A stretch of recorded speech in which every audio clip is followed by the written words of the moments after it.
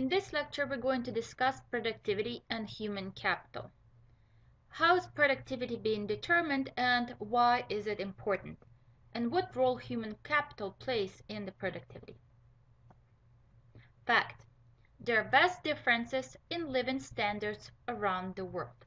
You probably don't have to be traveling around the world all the time to know that there are many countries that have very low standards of living. And there are quite a few countries that have pretty high standard of living. So there's very many differences in living standards around the world. What determines those differences? That's going to be the topic of today's lecture. I would like to begin discussing this by looking at some pictures from the book called Material World that was created by Peter Menzel. Let's look at some pictures. In this book, Peter Menzel shows the things that are owned by different families around the world. For example, in India, we see a family with all of their possessions. The picture is taken in front of their house. So we see a mode of transportation is bicycle. We see bags of most likely rice. We see some dishes, but probably not much. China, a little bit more than before, than what we saw before, right? So I'm not sure where this family is living, but they have some belongings that kind of indicate things about their standard of living. So compared to the previous family, they have a TV, and for many families around the world, that's still not a possession that they have. Mexico, we see also different kinds of possession. We see the house they live in. I'm pretty sure these pictures were taken about 20 years ago, judging by certain goods that we see, but still we can compare these families throughout the world. Japan, a family in Japan has with all of their belongings.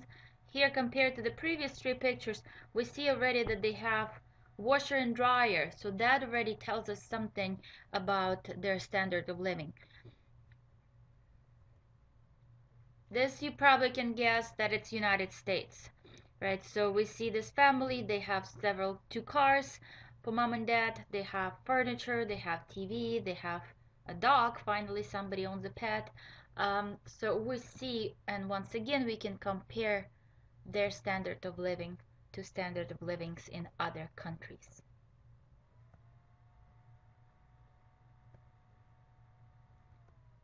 So why are some countries richer than the others? Why do some countries grow quickly while others seem to be stuck in the poverty trap? What policies may help raise growth rates and long-run living standards? Let's try to think about these questions, and hopefully we'll be able to answer them by the end of this lecture. Productivity. Productivity could be the answer. In fact, we economists believe that productivity is going to determine standard of living in a country. What is productivity?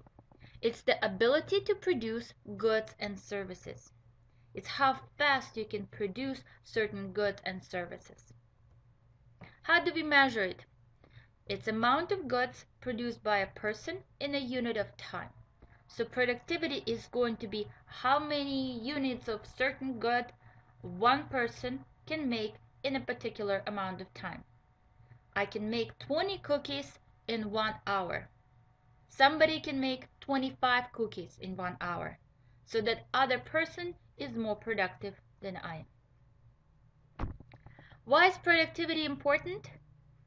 Because country standard of living is going to depend on its ability to produce goods and services.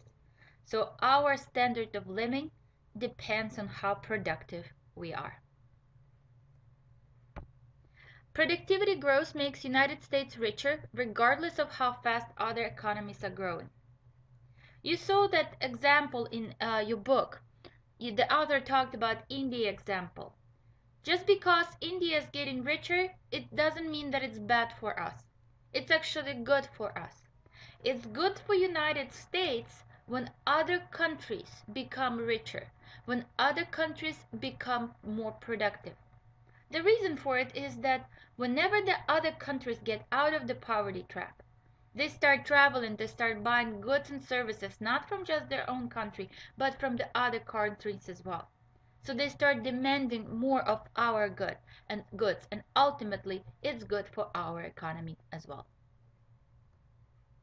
So what determines productivity? We can talk about many different things, but specifically we're going to discuss how physical capital, human capital, technological knowledge, natural resources, and a couple of other determinants define productivity. How do they affect how productive we are going to be?